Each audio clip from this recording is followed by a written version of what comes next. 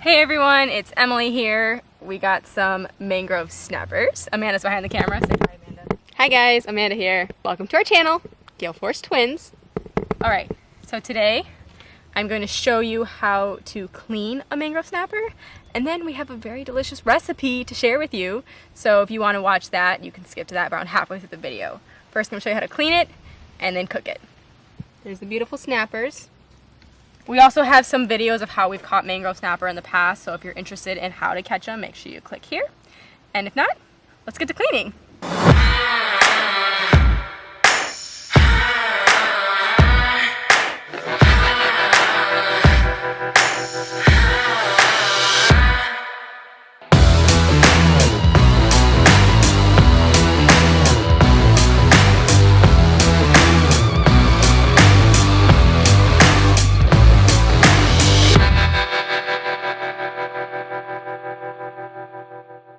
As previously mentioned, I am left-handed. If you want Amanda to teach you, we have other videos where she fillets fish if you're right-handed and you need a righty to teach you. But it's the same thing, This is a good point though. You could have, we now have our lefty fillet video. Yeah. So to you lefties out there, congrats. In all seriousness, when I first started learning to clean fish, it was actually really hard to learn from righties, and then I started working for a fleet of center consoles, and there were 2 lefty captains that I worked alongside with, and it was amazing. It was like, thank God, I feel like I belong. All right, Let's go. all right. Angled cut down. Mangrove snappers can be a little bit tough, so you're gonna have to work your way through those scales. There we go.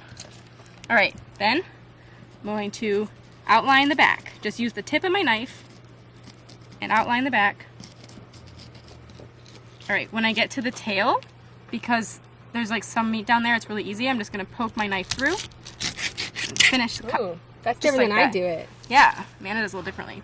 All right, I don't worry about the belly, so you can just kind of get right through it, and then treat this area here the same way you treat the top side. So I'm just gonna be nice and gentle. All right, now I don't like to take this fillet off without doing the same thing to the other side, because you want that support on your fish. Ready? Go for it. Angled cut, guys, okay? Because there's meat up in here. You don't want to cut it like this, you want it this way, and you don't need to worry about the belly. So, angled cut. Kind of work your way through it. I'm gonna flip it around, and I'm gonna cut the backbone this way, down the backbone this way. All right? Just using the tip of the knife. You shouldn't need too much pressure, guys. Just gonna work my way down the top of the fish.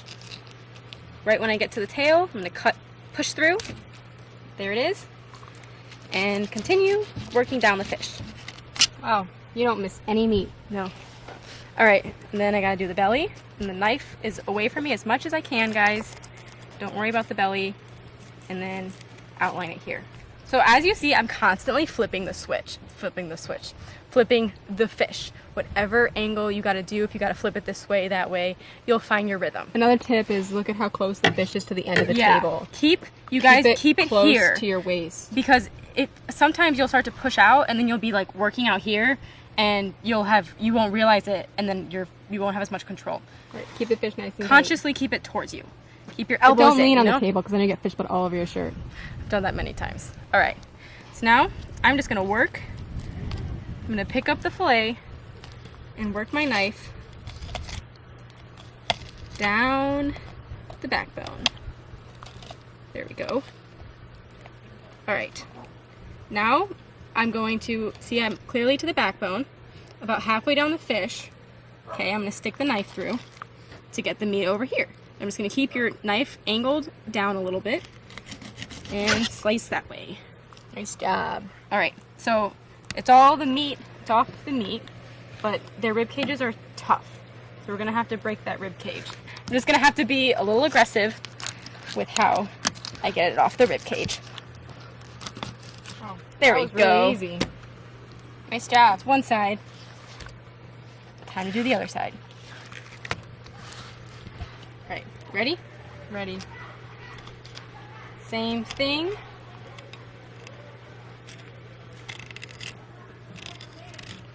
All right, so I got the top half completely off of the backbone.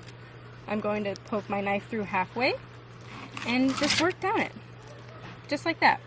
If you have a bigger fish, like a large fish, you'll have to work down the backbone and then also work your way on this side of it.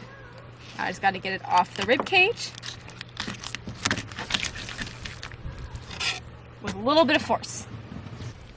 I'm going to clean up my table a little bit, being cautious not to get tons of fresh water on my fillets of fish, because if you think about it, fresh water has chlorine in it.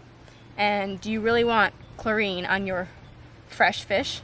Probably not. So if you're gonna cook it right away, if I know I'm gonna go inside and I'm gonna make dinner, it's not really a big deal. But if I'm gonna cook it maybe tomorrow or a few days from now, I am going to try and avoid the fresh water. It's okay to rinse it a little bit, but just try not to like dunk it in fresh water. That's just personal preference. Some people like to do freshwater ice baths. So to each his own. I'm gonna show you 2 ways that you can get the meat off of the skin. All right, first way, let's look at this. This is the belly, and I'm going to cut down to the skin without cutting through the skin. All right, now that I'm there, I'm gonna turn my knife out and just slice the skin. Just like that.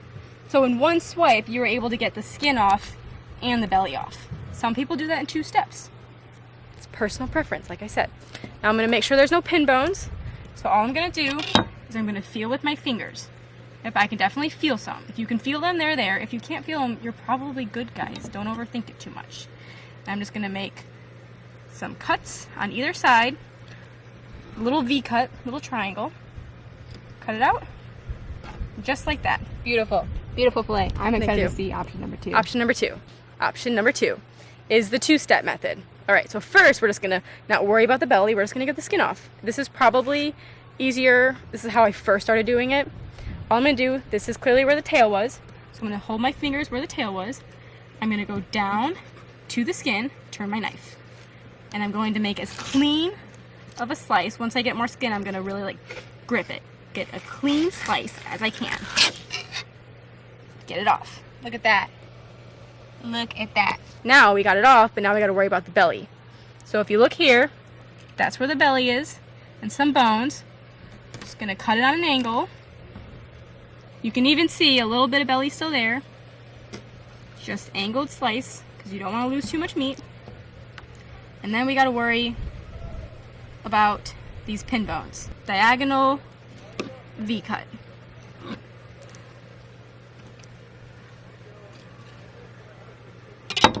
Just like that. And guys, you can literally just move your fingers across the meat. You will feel bones if there's bones in there. If you don't feel bones, congratulations, you did it. And like I said, guys, I'm not gonna go crazy rinsing this fish. I'm gonna wait until I'm going to cook it.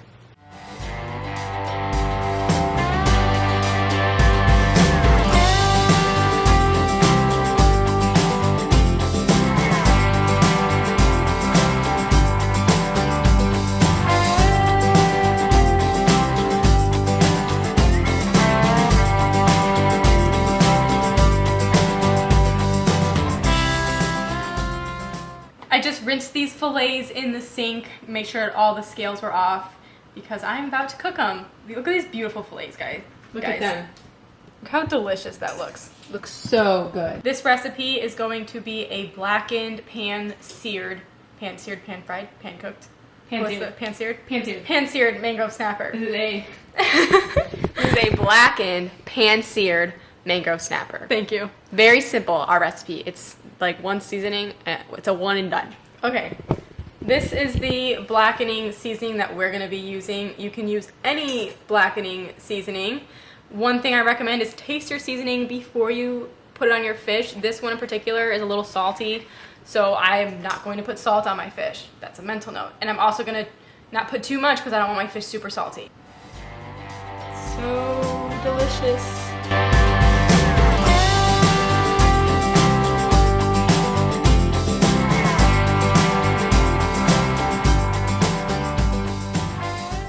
These look good. They look good to you, Amanda? I think they look good to me. They look delicious. That's exactly how I would do it. So like You can see, guys, we're only using one seasoning over here. It's Chef Paul Magic Seasoning Blend Blackened Redfish Magic. So that's kind of what we're going to do, and we're just going to go straight to the stove, and we are going to start with the pan searing process. We are using butter to oil our pan. You can use olive oil, canola oil, Pam, but I love the taste of butter. And you can hear it sizzling. You definitely want it to be sizzly, so that way you want it to be nice and sizzly, so that way it makes the outside of your fish kind of crispy. Yes, and also guys, snapper fillets are naturally very thin, so they're going to cook very fast. So we're probably going to cook it on like a medium high heat at like what, 2 minutes aside, 2 minutes aside, something like that. You don't want to overcook it; it'll dry it out. And if you see, like, you can close see how thin these fillets are. That's why I like to think that if you're going to fry fish, use something like cobia, mahi, that kind of thing. And we're going to use some. Let's put it on. Let's listen to it. All right. Listen to that. Listen to the sizzle. You know what we need to tell you guys? Our twin truth. It's twin truth time. What is today's twin truth? Today's twin truth. You had the cupcake story. Oh, okay, yeah. So I have this story that from, well, apparently it was traumatic enough because I remember it 20-something odd years later. So basically, when we were in kindergarten, it was someone's birthday, and some mom brought in like 24 cupcakes, and there were 25 students in the class. So the teacher gave every single student their own cupcake, but we had to share a cupcake. And cut it in half. She cut it in half. And I remember at the time I was like, all my friends got their own cupcake, but I have to share a cupcake. Why do I have to share a cupcake? Anyways, I go home, I tell my mom, Mommy, I had to share a cupcake. I was in kindergarten, I don't know what I said, but I told her I had to share a cupcake.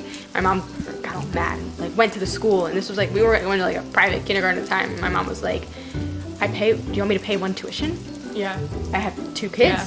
Seriously, guys. Seriously. Moral of the story: treat twins like they're 2 people. Yes, guys. That is the moral of the story, is that obviously it was just a cupcake, but our parents have made a huge effort to make us treat us as individuals, and being twins, it's always like, oh, you can share a birthday gift, or oh, you can share this, or oh, you can share that. If But there's any twins out there that follow us, please leave a comment. Let us know if you. you've experienced this, because it's traumatic. And to this day, sometimes I don't understand. I'm like, there's 2 of us. We have our own names. There's 2 of us. Anyways, totally okay with it. We still love each other, but that is today's twin truth. It's been 2 minutes. The fish looks ready to flip. Oh, look at that. Wow, that looks so good. Oops. Very, very fragile. Wow. You guys should smell it. This smells delicious. Does it not? Yes, I wish smells you guys so were good. here to smell it. Like, if the camera could eat it, that'd be perfect. Guys, this smells so good. I wish you could smell it. Just a little recap. I cooked them for 2 minutes per side. The bigger fillet I did 5 minutes total, so 2.5 per side. And just look at how easy it flakes. So That's flaky. how you want it. Just like that. So flaky, guys. You can see the steam. Look at that steam. It smells so good. I hope you guys, I hope you guys enjoyed this recipe. I hope you guys can go and cook it yourselves. Let us know if you do. Let us know how it comes out. Thanks for watching. Make sure you follow Gale Force Twins on Instagram, Facebook, and YouTube, and subscribe for more.